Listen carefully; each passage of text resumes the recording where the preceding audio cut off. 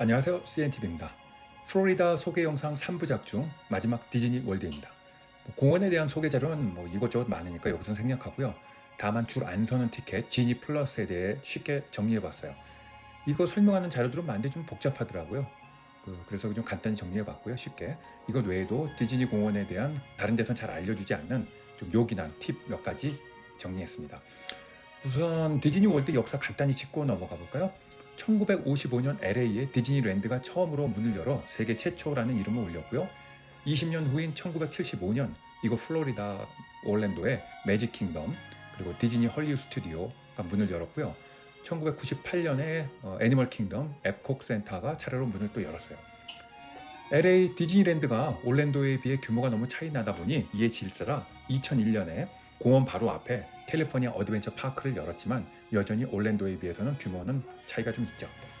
매직 킹덤은 LA의 디즈니랜드와 유사하고 또 헐리우드 스튜디오는 LA의 어드벤처 파크하고 거의 유사하므로 이것에 대한 설명은 건너뛰고요.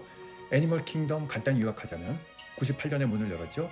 디즈니의 마지막 네 번째 파크고요. 동물원입니다. 사파리를 또 있고요. 면적은 580에이커로 단일 파크로는 세계 최대 면적이고요.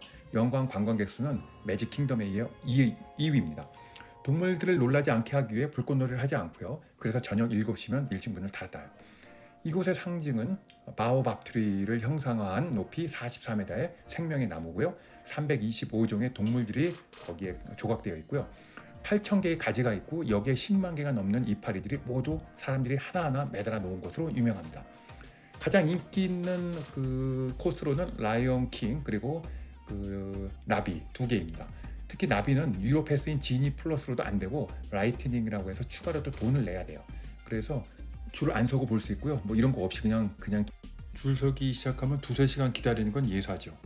라이언 킹은 뮤지컬인데요. 코미디, 서커스 종합 예술인데 정말 볼만해요. 지니로 시간 예약은 필수고요. 아시아 쪽은 에베레스트 탐험 청룡 열차가 있는데 2006년 개장 당시 가장 비싼 청룡 열차였고요. 그래서 기네스북에 올랐고 여기에 만들어진 에베레스트 산 모형은 세계에서 가장 높은 인공산이라는 명예를 가지고 있습니다. 열차를 타기 위해 줄을 서면 입구에서부터 네팔 사원과 에베레스트 탐험 기지 등이 꾸며져 있는데 이를 꾸미기 위해 네팔에서 8,000점을 가지고 왔다고 하네요. 지금부터는 에콕 센터에 대해서 간단히 소개해드릴게요. 중국관에서 펼쳐지는 20분짜리 영화 필수입니다. 그리고 이탈리아관에 알프레도 레스토랑이 인기 있는데 예약 필수고요. 밤에 펼쳐지는 레이저 쇼 정말 멋져요. 영국관 호수 쪽 혹은 중국관과 동일관 사이에 쇼 즐기기가 가장 좋고요. 쇼 30분 전에 미리 가는 건 기본입니다. 노르웨이 구역에 있는 아커슈스 로얄 홀 식당이 유명합니다. 공주들이 식사 때마다 등장하는데 어린 자녀 동반 시 가볼만 합니다. 예약 필수고요. 그리고 멕시코관 안에 있는 식당인데요. 마야 문명으로 잘 꾸며져 있어요. 좀 어둠침침해서 피라미드 속에 들어와 있는 그런 느낌이랄까? 그렇습니다. 어느 공원이나 입장 시간은 9시인데 한 30분 정도 일찍 가면 되고요.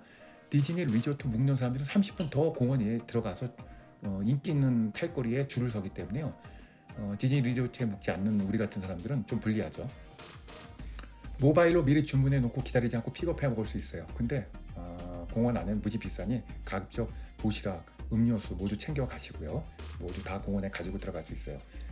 도시락 가지고 먹을 때는 각 식당마다 테이블들이 넓으니까 거기서 꺼내놓고 먹으면 되겠습니다.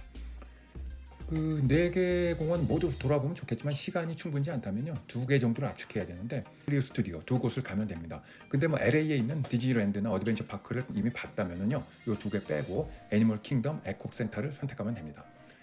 이제부터 제일 중요한 줄 안 서고 즐기는 지니 플러스 설명드리죠. 과거에는 패스트 패스라는 이름으로 줄을 서지 않고 빨리 입장하는 제도가 있었는데 이게 무료였는데 2022년부터 이게 없어지고 지니 플러스라고 해서 유료로 바뀌었어요.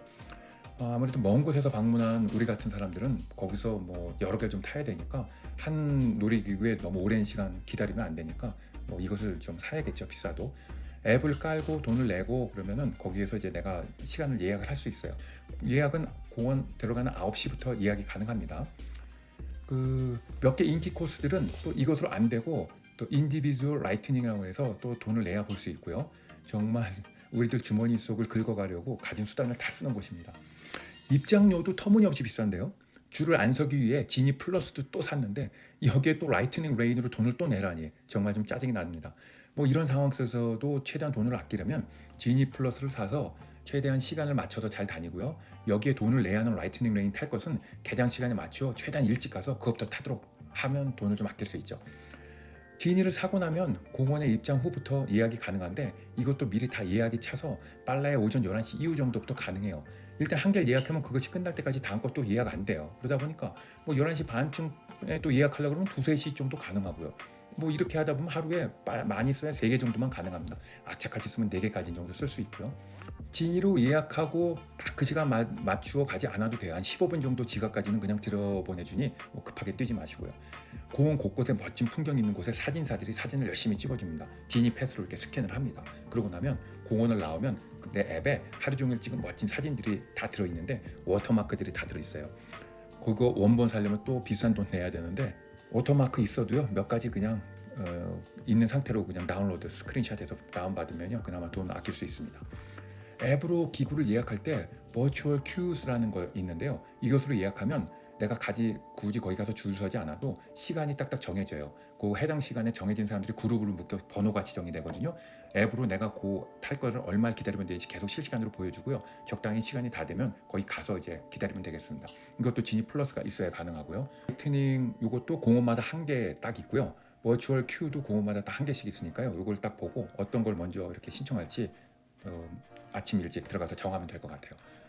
그 디즈니 월드 앱은 공원 내 내비게이션 기능이 있어 쉽게 찾아다닐 수 있어요. 모바일 티켓도 여기에 담을 수 있고요.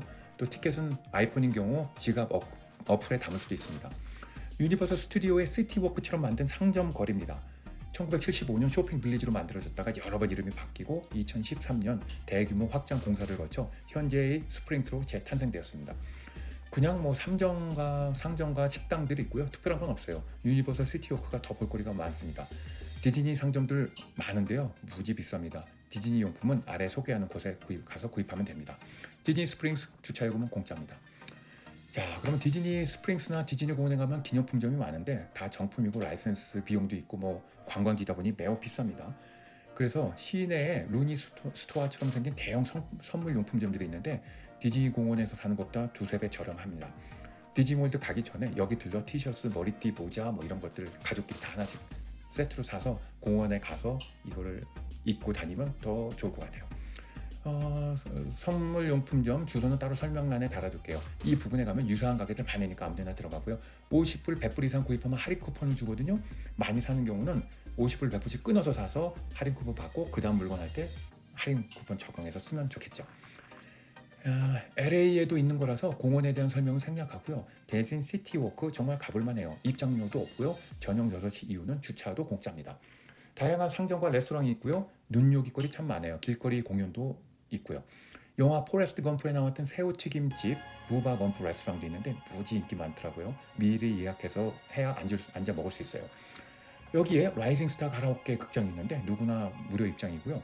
관객들이 노래 신청해서 무대에 나가 부르는데 글쎄 그 앞에 밴드가 그 노래를 즉석에서 연주해 줍니다.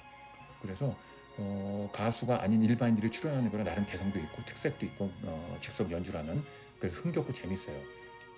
꼭 들어가서 한번 즐겨보시고요.